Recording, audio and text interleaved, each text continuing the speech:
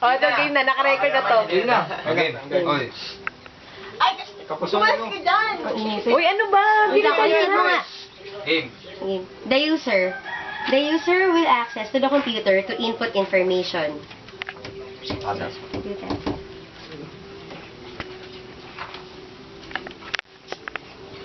Ayan. Once a computer has already the information inputted by the user, it will surrender the information to the file system.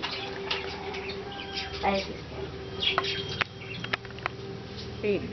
Kailan daw kita yung Since the computer and the file system has a modem,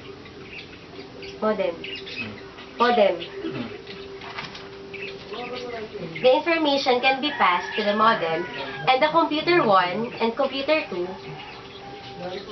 Tama ka. Ah. Yeah. the computer 1 will go to the file system, and the modem will pass the information, and the file system will give computer 1 the information.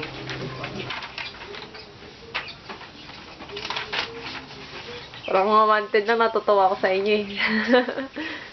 Voice over tayo na ako. Oh, ikaw na. Since the modem is already in use, some gadgets can access through the modem to acquire the same information.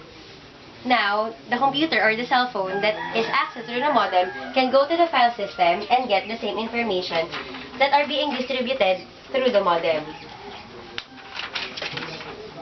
Information.